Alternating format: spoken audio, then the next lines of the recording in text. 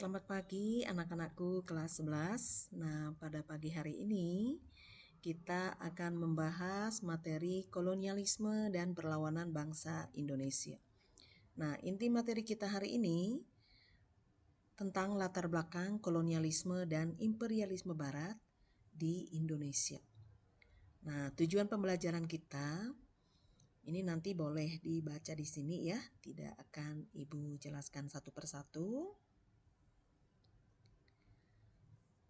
Nah, kita bahas dulu apa itu kolonialisme dan apa itu imperialisme. Nah, menurut Kamus Besar Bahasa Indonesia, kolonialisme itu adalah paham tentang penguasaan oleh suatu negara atas daerah atau bangsa lain dengan maksud untuk memperluas negara itu. Sedangkan imperialisme itu merupakan sistem politik yang bertujuan untuk menjajah negara lain untuk mendapatkan kekuasaan dan keuntungan yang lebih besar. Nah, kalau dilihat dari Ensiklopedia Britania, kolonialisme barat itu adalah sebuah fenomena ekonomi politik di mana berbagai negara Eropa melakukan eksplorasi, penaklukan, pendudukan, dan eksploitasi wilayah-wilayah dunia yang luas, termasuk ke dunia timur dan termasuk nanti di dalamnya adalah negara Indonesia. Nah, kita bahas dulu apa yang melatar belakangi kolonialisme itu memasuki dunia timur termasuk nanti sampai ke wilayah Indonesia. Faktor pertama adalah keinginan bangsa Eropa untuk berdagang langsung dengan dunia timur. Hal ini tidak terlepas dari kondisi ekonomi dan politik Eropa pada saat itu. Nah, untuk lebih rincinya, ini mari kita bahas latar belakang kolonialisme. Yang pertama itu jatuhnya kota Konstantinopel ke tangan Turki Utsmani pada tahun 1453. Terjadinya perang salib pada abad 11 sampai abad 13 antara bangsa Eropa dengan Timur Tengah menyebabkan jatuhnya kota Konstantinopel ke tangan Turki Utsmani sejak 29 Mei 1453. Konstantinopel ini merupakan kota pusat perdagangan barang-barang berharga dari dunia timur seperti emas, perak, tembikar, rempah-rempah, gading, logam mulia, dan sutra. Saat Konstantinopel jatuh ke tangan Turki, sehingga Turki menutup Konstantinopel ke negara-negara Eropa, menyebabkan terputusnya jalur perdagangan antara bangsa Eropa dengan Asia, sehingga membuat bangsa Eropa kesulitan memenuhi komoditas, rempah-rempah, dan harga yang sangat tinggi di Eropa. Dan hal inilah nanti yang akan memicu kemerosotan ekonomi dan perdagangan bangsa Eropa. Keadaan di atas mendorong bangsa Eropa berusaha untuk mencari dan menemukan daerah-daerah penghasil rempah-rempah ke dunia timur Eropa yang menjadi komoditas perdagangan yang sangat mahal pada masa itu di Eropa. Kemudian yang kedua, berkembangnya paham merkantilisme di negara Eropa itu juga cukup mempengaruhi masuknya bangsa Eropa ke dunia timur, termasuk nanti ke Indonesia. Merkantilisme itu adalah teori ekonomi yang menyatakan bahwa kesejahteraan suatu negara ditentukan oleh banyaknya aset modal yang dimiliki serta besarnya volume perdagangan global yang dimiliki oleh suatu negara. Nah, modal negara dapat digambarkan secara nyata dengan jumlah mineral berharga, emas maupun komoditi-komoditi lain yang dimiliki oleh suatu negara. Nah, keadaan ini mendorong bangsa Eropa untuk memperoleh keuntungan dan kekayaan sebanyak-banyaknya dari negara-negara dunia timur termasuk dari negara Asia ataupun Indonesia. Nah, selain latar belakang di atas, ada juga faktor-faktor pendorong dan tujuan kedatangan bangsa Eropa melakukan penjelajahan samudera sampai ke wilayah Nusantara. Yang pertama, adanya keinginan untuk tujuan 3G, Gold, Gospel, dan Glory.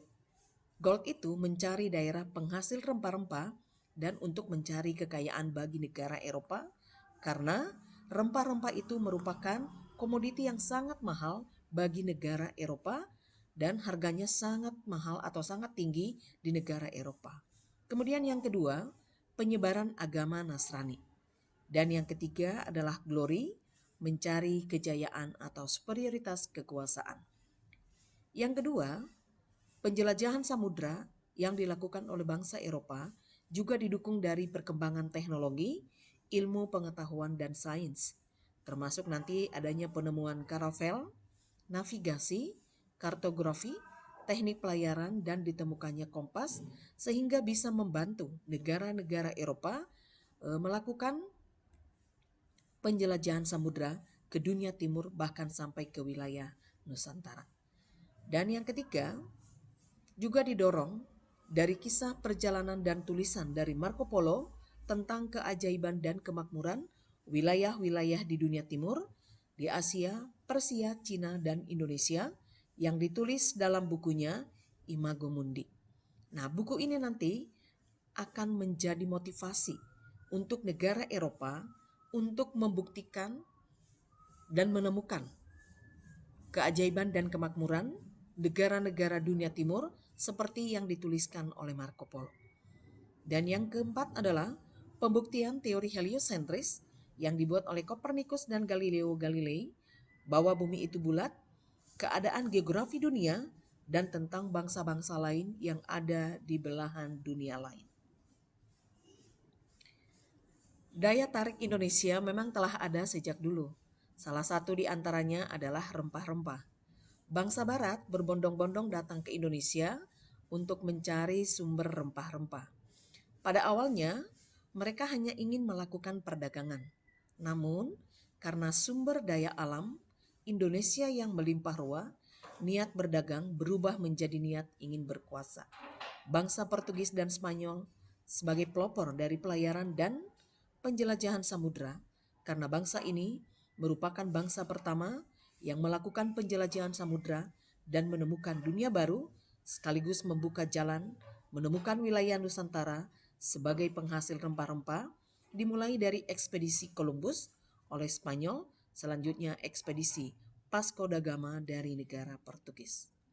Nah, ini keempat bangsa inilah mulai dari Portugal, Spanyol, Belanda, Inggris melakukan pelayaran dan perdagangan ke negara Indonesia nanti untuk mencari rempah-rempah yang begitu potensial di negara Indonesia.